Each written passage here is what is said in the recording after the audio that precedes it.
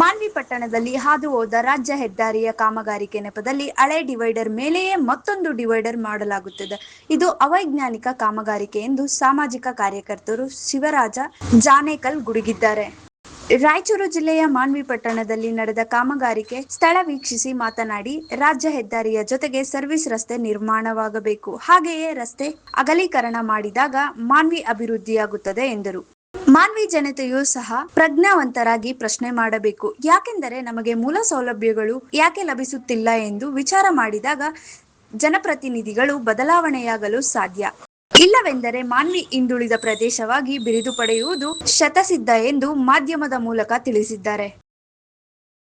ಮಾನ್ವಿ ನಗರದಲ್ಲಿ ನಾವು ವಾಸ ಮಾಡ್ತಾ ಇದ್ದೀವಿ. ಮಾನ್ವಿ ನಗರದ ಬಗ್ಗೆ ನಮಗೆ ಕಳಕಳಿ ಇದೆ. ಇವತ್ತು ಸುಮಾರು 1,700 ಕೋಟಿ ಅನುದಾನದ ಅಡಿಯಲ್ಲಿ ರಸ್ತೆ ಕಾಮಗಾರಿ ಪ್ರಾರಂಭ ಆಗಿತ್ತು. ಇದರ ಬಗ್ಗೆ ನಾವು ಯಾವತ್ತೂ ಕೂಡ ನಾವು ಚಿಟಿ ಅಂತ ಮಾತಾಡಿಲ್ಲ.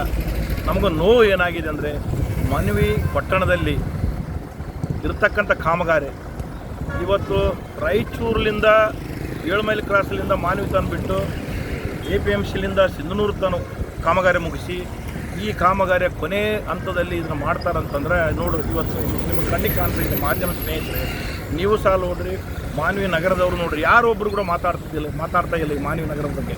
ಯಾಕಂದರೆ ಹಳೆಯ ಡ್ರೈವರ್ ಮೇಲೆ ಹಳೆ ಕಾಮಗಾರಿ ಮೇಲೆ ಗೋಡೆ ಕಟ್ಟಿ ಇವತ್ತು ಯಾವುದೇ ಒಂದು ರಾಡ್ ಸಹ ಇಟ್ಟಿಲ್ಲ, ಇಲ್ಲಿ ಯಾವುದೋ ಒಂದು ರಾಡ್ ಇಲ್ಲ, ಅದ್ರ ಮೇಲೆ ಇವತ್ತು ಹಾಕ್ತಾರೆ. ನಾನು ಇದು ಪ್ರಾರಂಭದಲ್ಲಿ ನಾನು ಅಬ್ಜೆಕ್ಷನ್ ಮಾಡಿದ್ದೆ. ಇವತ್ತು ನಾನು ಪ್ರಾರಂಭದಿನೇ ಮಾಡಿದೆ. ಇವತ್ತು ಯಾಕೆ ಮಾಡಿದ್ನಿ ಅಂತ ನೋಡಿ ಸರ್, ಹಳೆ ಡ್ರೈವರ್ ಮೇಲೆ ಇವತ್ತು ಕಾಮಗಾರಿ ಪ್ರಾರಂಭ ಆಗ್ಯದ. ಇದು ಮಾನ್ವಿ ನಗರದ್ದು, ಇದು ಒಂದು ರಾಡ್ ಇಲ್ಲ, ಗಟ್ಟಿಲ್ಲ. ಇದು ಹಿಂಗೆ ಸ್ವಲ್ಪ ಹಿಂಗೆ ಅಂದರೆ ಇದು ಹೋಗಿಬಿಡ್ತದೆ ಮುಂದಿನ ದಿನಗಳಲ್ಲಿ. ಇದು ಯಾಕೆ ಹೇಳ್ತೀನಿ ಅಂತಂದರೆ, ಇವತ್ತು ಮಾನ್ವಿ ನಗರದಲ್ಲಿ ಯಾರೋ ನಮ್ಮ ನಾಯಕರು ಆಗಿರ್ಬೋದು, ಲೀಡರ್ ಆಗಿರ್ಬೋದು, ಗಿಡಗಳು ತೆಗಿಬಾರ್ದು. ನಮಗೂ ಗಿಡದ ಮೇಲೆ ಸಂತೋಷ ಇದೆ. ಕಾಮಗಾರಿ ಆಗಬೇಕಂದ್ರೆ ಒಂದು ನೀಟಾಗಿ ಹಳೆಯ ಪೋಲ್ಸ್ಗಳೆಲ್ಲ ತೆಗೆದುಹಾಕಿ ಹೊಸ ಪೋಲ್ಸ್ ನೆಡಬೇಕು. ಹಳೆ ಡ್ರೈವರ್ ಮೇಲೆ ಹಾಕಬಾರ್ದು ಅಂತ ಕಿತ್ತೆ ಹಾಕಬೇಕು. ಸಂಪೂರ್ಣ ಹೊಸ ರಸ್ತೆಯನ್ನು ಇದನ್ನು ರೂಪಿಸಬೇಕನ್ನೋಂಥ ಮಾತುಗಳು ಈ ಸಂದರ್ಭದಲ್ಲಿ ಹೇಳ್ತೀನಿ. ಈ ರಸ್ತೆ ಮಾನ್ವಿಯಲ್ಲಿ ನಡೀತಕ್ಕಂಥದ್ದು ಅಗಲೀಕರಣ ಏನಿದೆ, ಸುಮಾರು ಎಸ್ಟಿಮೇಟ್ ಅದು 3 ಸಲ ಅಲ್ಲ 4 ಸಲ ಇದು ಚೇಂಜ್ ಆಗಿದೆ.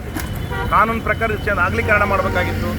ಈಗಿನ ಜನಸಂಖ್ಯೆ ಆಧಾರದ ಮೇಲೆ ಇವತ್ತು ಅಗಲೀಕರಣ ಆಗಬೇಕಾಗಿತ್ತು.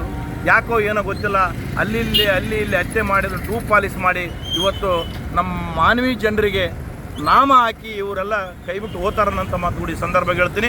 ಮಾನ್ವಿ ಜನರಲ್ಲಿ ನಾನು ಒಂದೇ ಕಳಕಳಿ, ಇದು ಯಾರ ವಿರುದ್ಧ ನಾವು ಮಾತಾಡ್ತಾ ಇಲ್ಲ, ಯಾವ ಪಕ್ಷದ ವಿರುದ್ಧ ಮಾತಾಡ್ತಾ ಇಲ್ಲ, ಯಾವ ನಾಯಕರ ವಿರುದ್ಧ ಮಾತಾಡ್ತಾ ಇಲ್ಲ.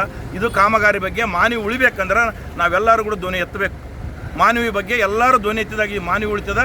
ಇವತ್ತು ಮಾನ್ವಿಯಲ್ಲಿ ಸುಮಾರು ರಸ್ತೆಗಳು, ಟಾಯ್ಲೆಟು ಇಲ್ಲ, ನೀರಿಲ್ಲ, ಇವತ್ತು ಕುಡಿಯೋಕ್ಕೆ ಒಳ್ಳೆ ಬಸ್ ಸ್ಟಾಪ್ ಇಲ್ಲ, ಒಳ್ಳೆ ಬಸ್ ಡಿಪೋ ಇಲ್ಲ.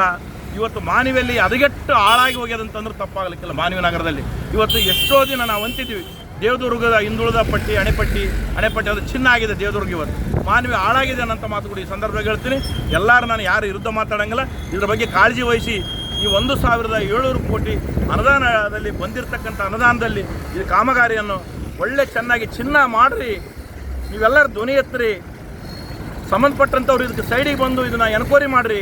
ಇದಕ್ಕೆ ಅನಾಥ ಆಗಿದೆ ಬಂಧುಗಳೇ, ಇದು ಅನಾಥ ರೋಡು, ಇದು ಯಾವ ಇಂಜಿನಿಯರ್ ಇಲ್ಲ. ಏನನ್ನ ಪ್ರಶ್ನೆ ಮಾಡಿದರೆ ಯಾವನೋ ಒಬ್ಬ 7th ಓದಿದವನು ಅಲ್ಕೈ ಮೇಸ್ತ್ರಿ ಬಂದು ಇದಕ್ಕೆ ಉತ್ತರ ಕೊಡ್ತಾನೆ. ಯಾವನು ಕ್ವಾಂಟಿಟಿ ಒಂದು ದಿನ ಕೂಡ ಟೆಕ್ನಿಷಿಯನ್ ಇದ್ದವನು ಒಬ್ಬನು ನಿಂತಿಲ್ಲ, ಸಿವಿಲ್ ಇಂಜಿನಿಯರ್ ನಿಂತಿಲ್ಲ, ಈ ರಸ್ತೆ ಮೇಲೆ ಯಾರೂ ನಿಂತಿಲ್ಲ. ಏನನ್ನ ಕೇಳಿದ್ರೆ ವೀಡು ವಾಡ್ ಅಂತಾರೆ. ಅವ್ರು ತೆಲುಗು ಮಾತಾಡ್ತಾರೆ ರೀ. ಅವರು ಎಲ್ಲಿಯವರೋ ಗೊತ್ತಿಲ್ಲ, ಅವ್ರಿಗೆ ಅರ್ಥನೇ ಆಗ್ತಾ ಇಲ್ಲ ಡ್ರೈವರ್ ಬಗ್ಗೆ. ಕಂಪ್ಲೀಟ್ ಅವ್ರು ಇದು ಕಾಮಗಾರಿ ಪ್ರಾರಂಭ ಮಾಡೋ ಕಾಲಕ್ಕೆ ಮಾಧ್ಯಮದಲ್ಲಿ ಹೇಳಬೇಕು. ಕನ್ಸಲ್ಟ್ ಮಾನ್ಯ ತಹಶೀಲ್ದಾರ್ಗೆ ಆಗಲಿ ಇದಕ್ಕೆ ತಿಳಿಸಬೇಕು. ತಿಳಿಸಲಿಲ್ಲ, ಯಾರಿಗೆ ಹೇಳಲಿ, ಇದು ಏನು ನಡೀತದಂತೂ ಗೊತ್ತಿಲ್ಲ. ನಾಳೆ ಹಿಂಗೆ ನಡೆದ್ರೆ ಮುಂದಿನ ದಿನಗಳಲ್ಲಿ ನಾವು ಉಗ್ರವಾದ ಹೋರಾಟ, ನಾವು ಚಳವಳಿಗಳನ್ನು ಹಮ್ಮಿಕೊಂತೀವಿ.